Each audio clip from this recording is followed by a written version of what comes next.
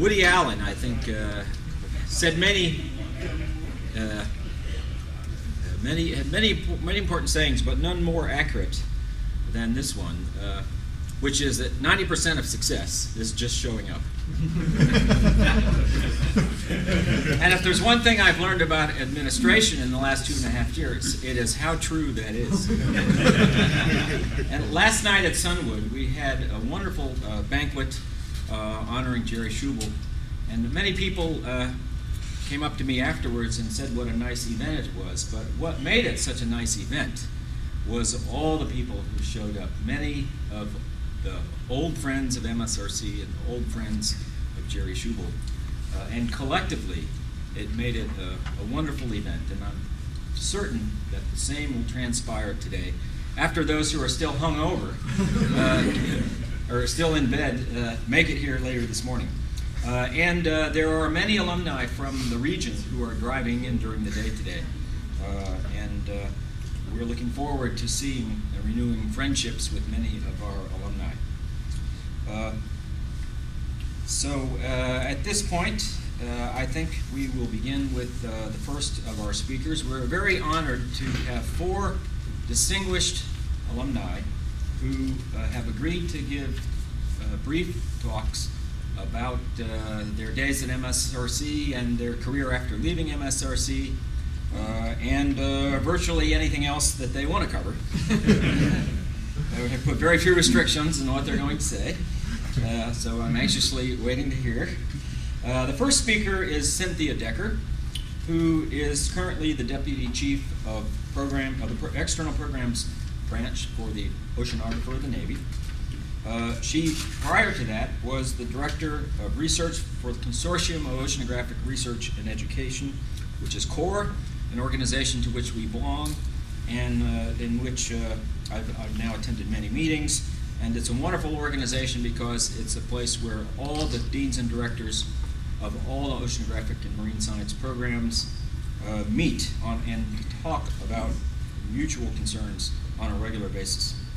And it does lots of other things. For instance, it's heavily involved, as Cynthia was, in the International Census of Marine Life. And she served as director of the International Secretariat for the Census of Marine Life, which is an ongoing global program. And she's also served as executive director of the National Oceanographic Partnership Program.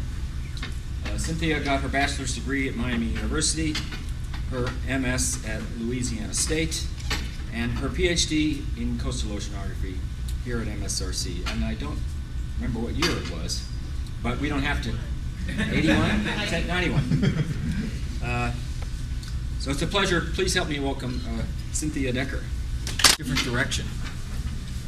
And our next speaker, Danny Liu, is one of our PhD students in atmospheric science, whose career went in the direction of business and into the profit world. Danny is the Chief Executive Officer and co-founder of Seawolf Technologies Incorporated, which is one of the leading software companies that produces voice over internet protocol. He also serves as chairman of China Wind Communications Limited, which is a wireless service provider in China. And he's also served as IT business manager at Merrill Lynch. He got his PhD here in 1997 in atmospheric sciences. And so we're very pleased that he's agreed to speak today and tell us a little bit about how a PhD ends up leading to being a CEO for a private corporation. Danny.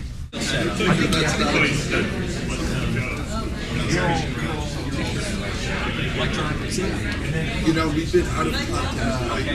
For a number of years, I was emailing and I wasn't getting any response. And I wasn't sure if it was total. And then I've heard more recently, in the last few years,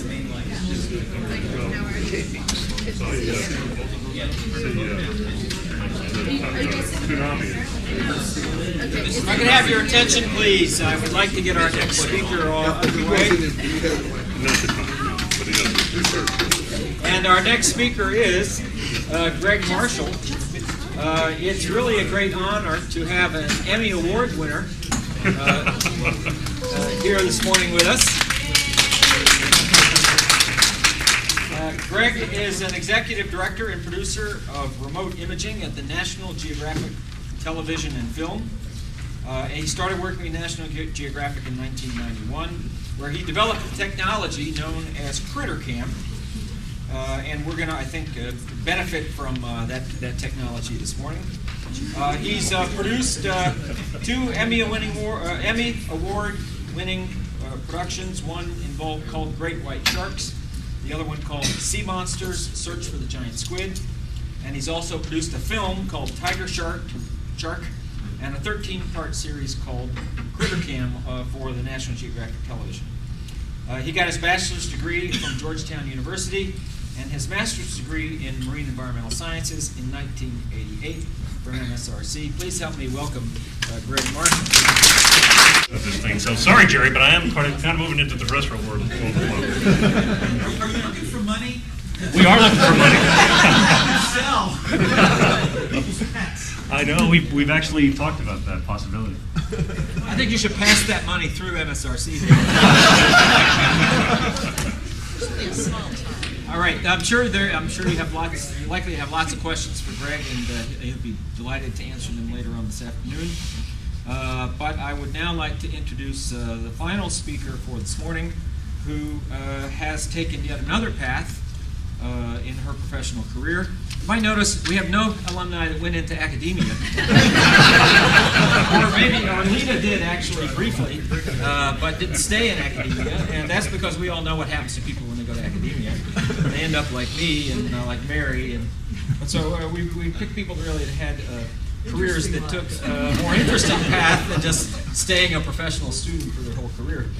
And that's certainly the case with Lita Proctor, who is going to talk to us next.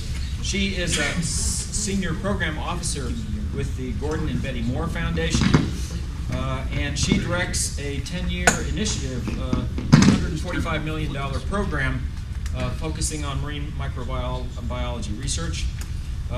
But she had, earlier in her career, was an assistant professor in Florida State University and a research associate at the Center for Marine Biotechnology at the University of Maryland. And then she spent some time as a program director at the National Science Foundation and eventually ended up at the Moore Foundation.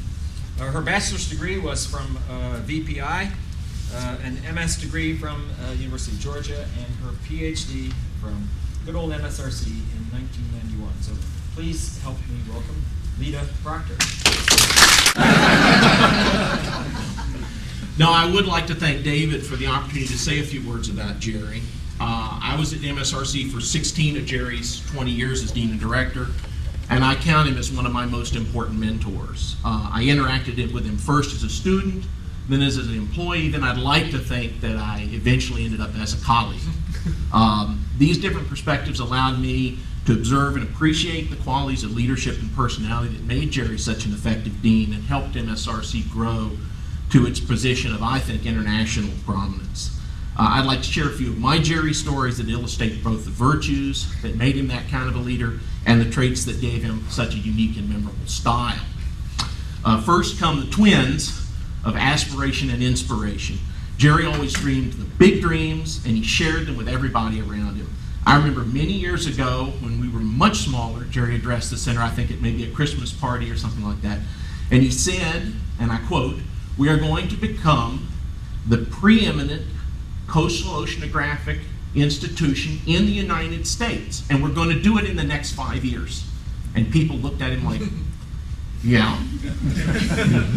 There were a lot of raised eyebrows, but it wasn't very many years afterward that we did break out of the pack, and we did become one of the top 10 oceanographic institutions in the country. Now, being the excitable and outspoken guy that I am, I did get steamed at Jerry from time to time. And in fact, when I told my wife I was going to stand up and give this little tribute, she said, "But you used to come home so mad at him all the time."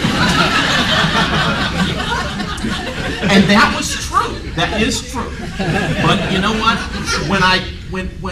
I usually didn't go back to work the next day still angry, because Jerry's goals were so dramatic, His enthusiasm was so infectious and his vision so sincere that I found it impossible to stay mad at him for very long. Usually by the morning I was better. And I once admitted this to Jerry, and it gave him a big horse laugh, and he said, "Unfortunately, Tom, there are people on main campus who don't seem to have any problem staying angry at me continuously." I also learned the enthusiasm train went both ways. If I could get Jerry excited enough about some proposal of mine, he usually would make it happen. Jerry played a very mean game of tennis, and I know that because I got quite a few pieces of equipment in the early years as charitable contributions that were the payoffs for side bets that Jerry would make with his opponents just to make it interesting. At other times, Jerry would just stand up and say, "Let's do this," which meant that Jerry Schubel, who was usually there, would have to squeeze a few extra dollars out of some account or other. And as a quick side tribute to Jerry, I must say that although I saw her knuckles whiten more than a few times, she never actually snapped the pencil that she was taking notes with at these moments when Jerry's enthusiasm for one of my schemes took flight. Next comes consideration. Jerry's door was literally almost always open, and Jerry always listened. I felt he really listened to what you had to say, whether he agreed with it or not. He always responded with reasons for his positions and decisions, and I never felt that a disagreement with Jerry today was going to make the least bit of difference in how he acted with me tomorrow, or what the kind of reaction he would have to my ideas tomorrow.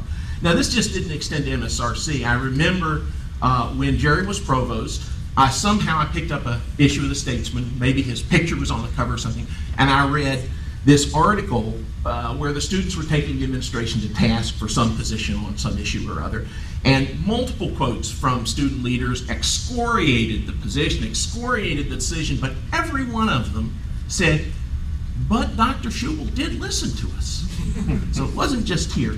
Now, Thomas Edison said genius is 1% inspiration and 99% perspiration, and Jerry's a living embodiment of that principle. Whether it's working late or working early, or if you've ever been around him after a seminar when he's zooming around the room talking to people as he's picking up coffee cups, he really had to be the hardest working person at Stony Brook. Anybody who's ever heard Jerry speak knows he has not just a gift, but a flair for communicating, for engaging and energizing an audience at their level, whether it's the most senior scientists or a bunch of policy wonks or just ordinary folks in a public hearing. I have only seen him at a loss for words once, and it happened in this room. We had put together a family educational program called Mission to Planet Earth. There's a t-shirt out in the little cabinet actually about this, where people would imagine they were from another world traveling through space looking for a new home. Attendees would examine the environment of Earth to decide if they should ask for permission to immigrate, or whether humans had made such a mess of things here that they should go looking for a better neighborhood. Anyway, for the introduction, we had a simulated blast-off. We rigged up the room with lights and sounds that gave way to a moving star field on our first computer projector, and I guess it was effective because Jerry had just started the next part of the program when this little boy, about 5 years old, raises his hand in the front row and says, "Is this whole building really flying through outer space?" And Jerry went, and he's looking around, and there's a mother in the second row goes, and he says, "Yes, it is." So finally, there's affirmation. Jerry not only told us the mission and purpose we were here was important, he also told us that we were important. That old joke about the university department table of organization being a horizontal line with a bump in the middle, it really was never been more true than right here when Jerry was running the place. Most of you have probably had personal experience with the Jerrygram. You know the Jerrygram? That's the impact of a telegram scrawled in pencil, often on the margin of the memo you had sent him. We all got Jerrygrams, large and small, quite a few of them, thank yous for this and that. And even the ones that related to our shortcomings generally gave the impression that Jerry was certain we were going to do better next time. To close, I have a little concrete affirmation for Jerry. One of the many times that Don Pritchard retired, Jerry had me make him a box with lots of buttons and lights and an inscription, "Call for Dr. Goodrich." Now, Don loved gadgets, so this was such a perfect fit for his personality that he had to put it under the table to keep from pushing buttons and setting off sound effects during the rest of the testimonial dinner. So when thinking of something for Jerry, I considered what one word described him. And I came up with ringmaster, a circus ringmaster. Now stay with me for a minute. Okay, someone who brings gifted people together, who inspires them to do their best, who provides a venue for their talents to bear fruit, who communicates to an audience that what they're about to see and hear is important and exciting and extraordinary, who steps to one side, lets his colleagues shine, and then leads the applause afterward. And I thought to myself, Jerry has the soul of a ringmaster, he just doesn't have the hat. So Jerry, courtesy of eBay, I'm about to correct that oversight. This is for you. And if the mole that I recruited in your office in Long Beach accurately measured that stray ball cap you left lying around, it's even the proper size.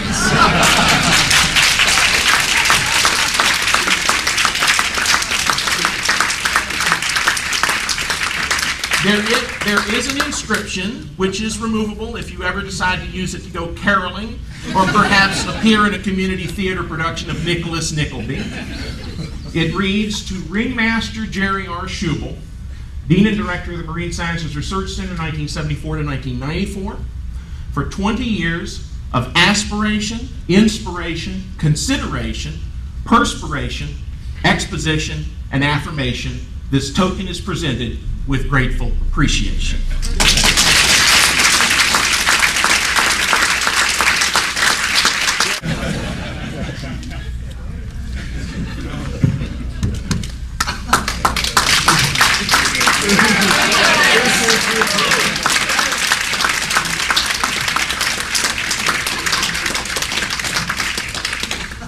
Okay, before we head. Have some time to say some things, because if anybody knows what it was like to work with Jerry, it's me, after 19 years. Jerry used a word yesterday, and it's a word he used a lot all the time. It was opportunities. We had so many opportunities here that we actually could have wished for a few less opportunities when we worked with Jerry. We would go in to take work out of Jerry's outbox and need a cart to take the work out. 3-day weekends were our nemesis, because then he had an extra day on us, and the cart was actually a shopping cart that we would take and wheel out and separate the work out amongst all the secretaries in the main office. Because Jerry had so much work that came out of his office, we had to have a coding system of what was most urgent, because everything was urgent, but we didn't know which thing had priority over another. So I don't know how many of you remember Jerry's skull and crossbones code system, but everything had a skull and crossbones. So then it became, okay, well, which skull and crossbone was most important? So then it became, there was a plus, plus, plus. It was how many pluses in the skull and crossbone were most important. But then there were so many pluses that we had an A plus and a B plus. So that's an idea of the opportunities that we have when we work with Jerry. The other thing, I had sent out an email asking people for some ideas of things they wanted me to share. And one person reminded me how Jerry used to embrace new technology. He really did. Anything new we had to have and try out. And we probably had one of the first fax machines, and he was really excited about that, because we could get things to places faster. But the best thing was when he came out and asked Gina to fax a t-shirt to someone.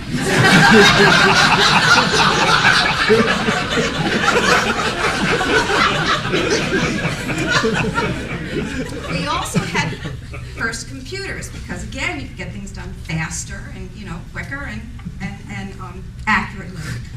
And the first time that we bought Jerry a computer, and it was probably Tom or George who went in and set it up, and it was sitting on his desk, and he was really excited about it, but he wouldn't quite admit that he didn't really know how to use it. And we found out later that the way Jerry learned to turn off the computer was to pull the plug.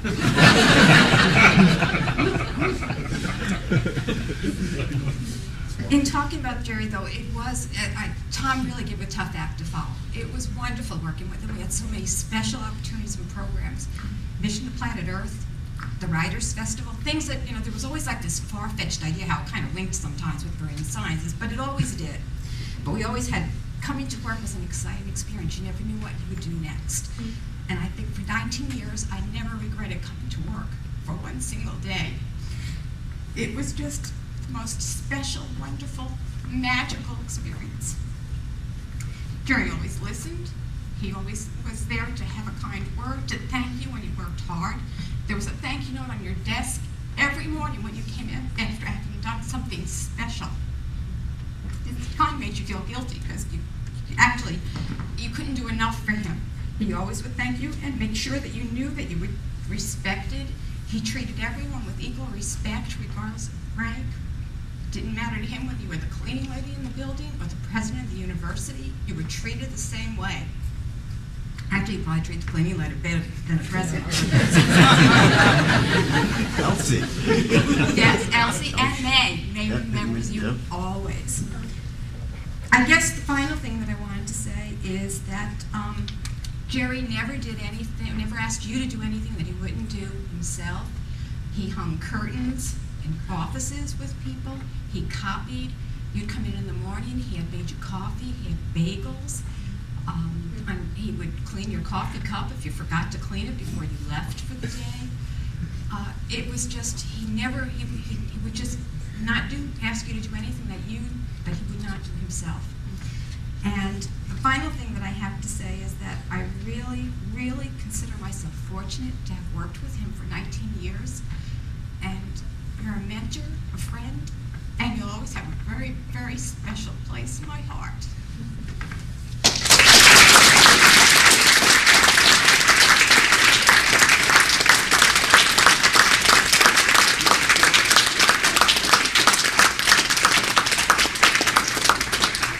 Who hasn't had the opportunity to work with Jerry, you've missed something special. It's everything Jerry said was.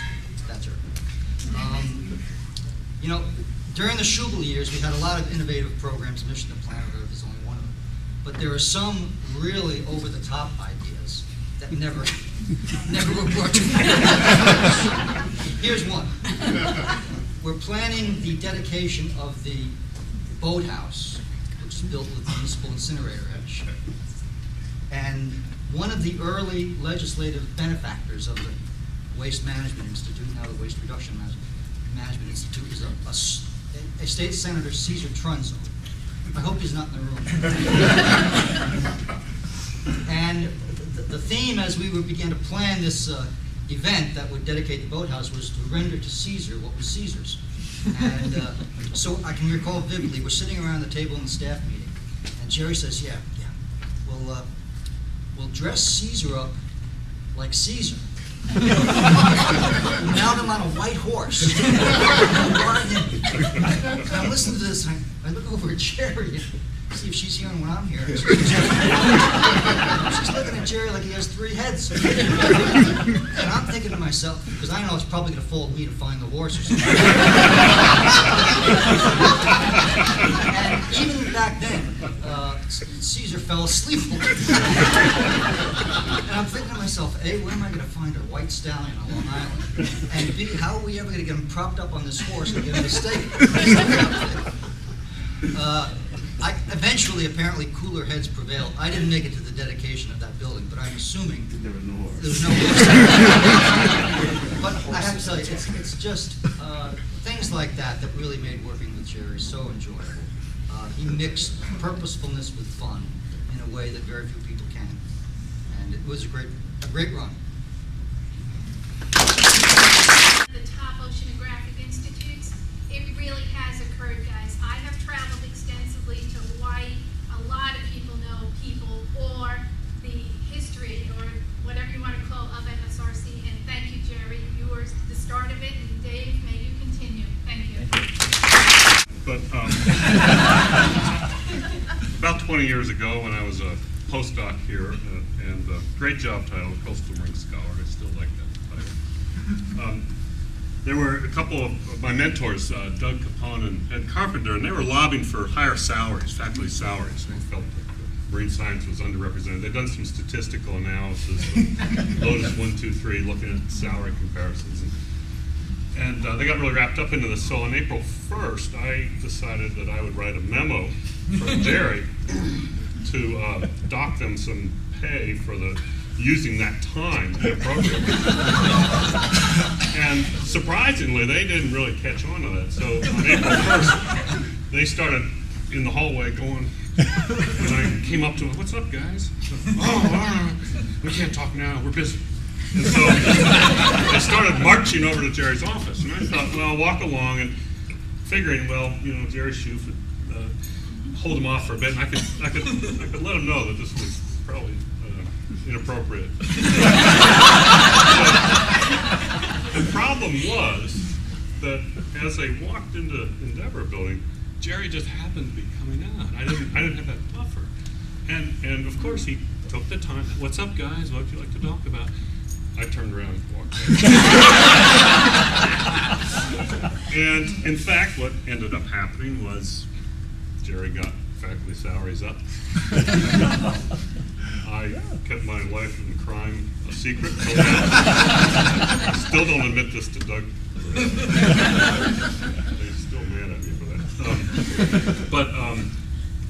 I think to bring up the point that was just made, I just was in Bangkok on Wednesday. I ran into Pitiguan, one of Glenn's students, who was a big shot in Thailand, and I've done that around the world. People that have come through here, this really has been an international center of excellence, and that was your vision, Jerry, and it's very impressive.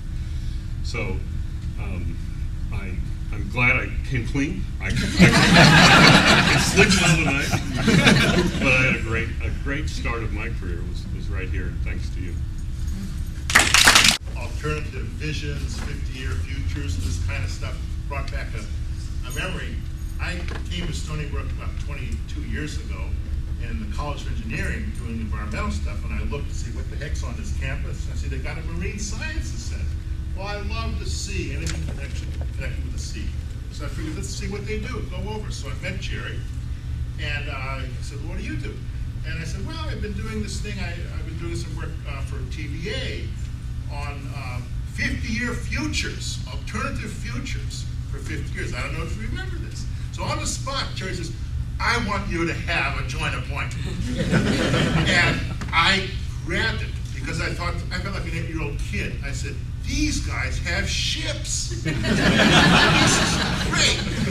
And so one project and activity after another that we all engaged in was just marvelous. But the main thing was, the main campus is stuffy, let me tell you. This campus, South Campus, you could breathe. So I'd come from one office, I'd come down here, other office, and you could bring your dogs here. And so, to make a long story short, last March, my wife Diana and I finished a cruise, ended up in San Diego. Cold call, give Jerry a call. Say, hey, Jerry, you got any time tomorrow? You're going to be around? Come on down, I want to see you. But one condition, you got to give a talk. So we saw the aquarium, Jerry's aquarium toy, and but it was hard reaching Jerry's office because it was a new area, a little confusing. There was an automobile race going on that day. But I knew I had found it when I came up to a room that had a forest of large easels for writing, the paper, what do you call them? The flip charts, yeah, I couldn't think of the word. I said, this is Jerry's office. And so at dinner that night, I said to Jerry after seeing his aquarium, I said, they're paying you to do this? And that's how I have felt with my connection with MSRC. I can't believe they're paying me to do it. And I want to thank Jerry for some of the most wonderful and rewarding and fun years in my life. So you're my captain.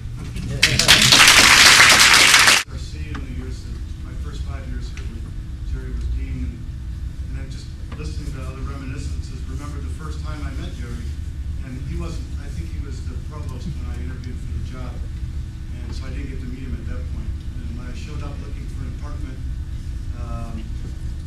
I don't remember exactly what happened, but it was a day or two after Chinaman Square, and MSRC had been one of the first places that had admitted PRC students. I think Jerry had been to China, and some other people had been to China a bit. And but anyways, he got all the Chinese students together that day, and a couple of interesting faculties, and let them know that he cared, and that whatever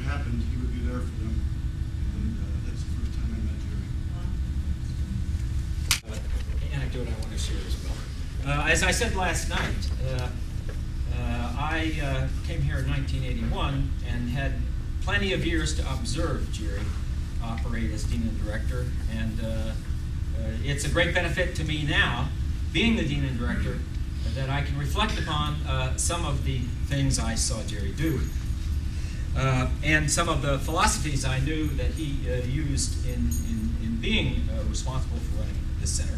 And one of the things that hasn't been mentioned, but I always admired about Jerry, was the fact that he suffered few defeats, but when he did suffer a defeat, when something, a prize he was trying to attain, didn't come through, it was like Teflon. He forgot about it, didn't dwell on it, moved on to the next opportunity very quickly. Well, when I was being interviewed here in 1981, as an assistant professor, sometimes this ability to move on after a defeat is something that's not easy for the rest of us to comprehend. So here's what happened. During my interview, Jerry told me about this Peconic Bay study that MSRC was going to get, and it was going to be hundreds of thousands of dollars, and they needed somebody to be the fish person in the study. So when you get here, there will be the study that you can plug yourself right into. Well, many months went by after the interview, and I was rather surprised when Jerry finally did call me, and then a few months later I arrived. And so one of my first questions is, I'm all ready for that Peconic Bay study, and Jerry said, what Peconic Bay study? Because that Peconic Bay study never came through. Luckily, there were other things I could plug myself into. But it's funny, some of the things you remember as an assistant professor, you never forget the rest of your life, and that was one of them. So another thing Jerry was always very good at doing, and I want to take this opportunity to make sure I cover this base, because it's very important, and that is to make sure you thank people who have helped you. And Jerry was also a master at, as is evident, in getting everybody to work together and everybody to feel good about what they were contributing to. And so I want to recognize the people who have been tremendously helpful to me and MSRC in organizing this entire weekend. We had a committee of 17 people who participated, and so most of them are in this room right now, so that's why I want to take this opportunity. And they included Bonnie Stevens, Darcy Lonsdale, Dongping Wang, Eileen Goldsmith, Hector Jimenez, John Graham, Kamazima Louisa, Malcolm Bowman, Mary Scranton, Maureen Dunn, Minghua Zhang, Paula Rose, Bob Serrato, Larry Swanson, and Tom Wilson. And then there's there's 5 additional people who are especially put in a lot of work, and I want to give them a special recognition. They included, first of all, some former members of Jerry's staff. And I have to say, when I asked for people to volunteer to help me put this committee together, put this weekend together, there was this overwhelming response. That's why there's so many people here who want to participate to help organize this. But in particular, Jerry Schuth and Gina Garden were responsible for getting the addresses and contact information for so many of the people that we had lost contact with in some cases. Not the alums, but all the other friends and colleagues of yours, many of whom were there last night. And they did a wonderful job. And they were also involved in other aspects. Kim Knoll, who's in the back, and did a lot of help in organizing the dinner last night, the t-shirts, the cups, the pens, and numerous other things.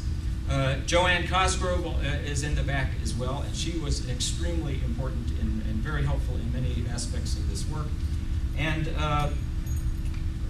my assistant, Katerina Panagia-Takapolo, also in the back of the room, who worked extremely hard with me on, in fact, I think I've run her into oblivion or something. She's worked so hard the last few days. So I would like us all to give this big group of people a large ovation.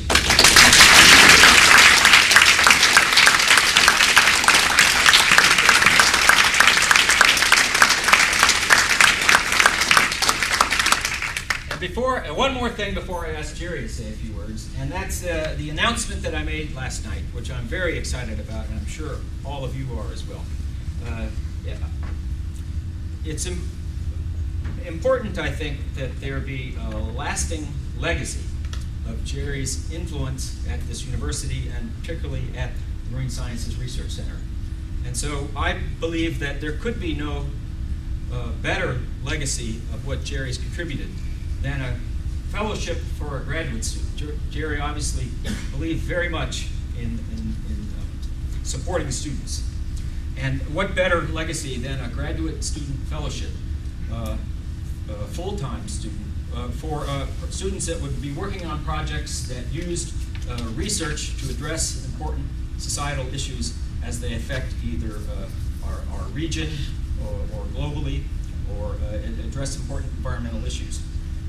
And I'm very pleased to announce, as I did last night, that the endowment has been created, and it's been seeded with $250,000 contribution from Marilyn and Jim Simons, the old friends of Jerry's, who through the Simons Foundation are supporting essentially half of the endowment. The endowment has a goal of $500,000. With that amount, we'll be able to have enough each year to support a full-time graduate student in their tuition. And we are in now the active public phase of acquiring the matching contributions. And last night was the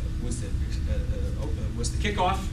And for those of you who were not there last night, in the packets that you received, there is in there a opportunity for you to play whatever role you feel comfortable with in contributing to the fellowship.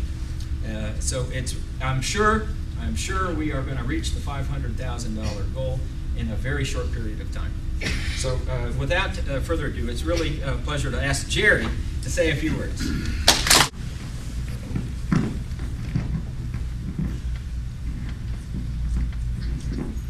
This is going to be very difficult. First of all, David, thank you, and thank all of you for bringing me back. It's been the best 20 years of my life at MSRC, without a doubt. I can remember when we started, we were down in what then was called Building J, where the dental school is now. We had part of it. And one of the first things, as I recall, we had to do to get the administration's attention, Larry, we evicted you, as I recall. Standard practice. Larry was the head of the New York Bike program. We knew immediately that would get everybody irritated. So we evicted Larry. Don Squires, who had been my predecessor, he had tried to build MSRC by aggregating a bunch of programs. The New York Bike program was one. Then there's the Discovery Bay Lab in Jamaica, the Isle of Shoals lab, and so in the first, we evicted Larry, we eliminated the support for Discovery Lab, and then Isle of Shoals, and then we had a lot of people's attention. They were convinced that we were going to totally destroy the place. We started with a faculty of 5. You are the best group of people I've ever worked with, and probably ever will. It's amazing what you have all accomplished, and I thank you for giving me the opportunity to work with you. And I had great colleagues, Jerry somewhere in the back, all of you. One person whose name has not been mentioned was Blair Kinsman. And I'm not sure how many of you know that Blair was instrumental in getting our PhD program. There was a lot of opposition. We started off as an OR unit, organized research. We had no funding in what's called the INDR budget, instruction and departmental research. And that's the only stability in the SUNY system. So we began to try to add lines, faculty lines, to get into the INDR budget. And we then knew that if we were ever going to achieve the stature that you've all achieved, we had to have a PhD program. And there was a lot of opposition. Blair wrote a wonderful proposal with input from all of you who were here at the time. And that's made all the difference. And I think it is the best, I think. And Bill, you're down at maybe second or third. at the University of Maryland Center for the Environment. It is pretty good. You made it a lot better. Now, since you told that story, I have to tell one. The way we were able to increase the salaries was that when I was provost, you have control over a fair amount of discretionary funds. And so we shunted those funds down here to Don Pritchard, who was the dean and director at the time. Tell you one quick story. It was a wonderful 20 years, wouldn't trade any of it. That boathouse out there. That was illustrative. You were talking about the Caesar Pranzo, yeah, Caesar Pranzo. But when we were going to build that, one weekend we laid down the slab, and then the next weekend we put up a roof. And I remember going to Jack Marburger and telling him, we're going to build this building. And he said, you can't do it, you've got to go through the campus master planning process. And I said, but Jack, we got a slab, we've got a roof. It looks stupid. And he said, no, you can't do it. Well, then on another weekend, with volunteer labor, we erected the building. And he was quite irritated. And I told him, well, we'll tear it down, but you have to know that I'm going to write to Newsday, and I'm going to tell them that we built this wonderful building. It's an experimental building at no cost to the university, but the president wants it torn down. He said, you can't do that.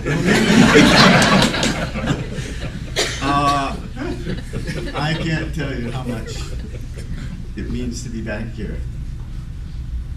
And I'm really honored by the fellowship. I'm not sure you'll ever get to the level of funding that you want, David. We're going to, Gary. All right. Trust me, we're going to. And the thing is, this place almost consumed me in terms because it was so important to me. And so you have to have a very understanding wife. You got to give my wife a hand.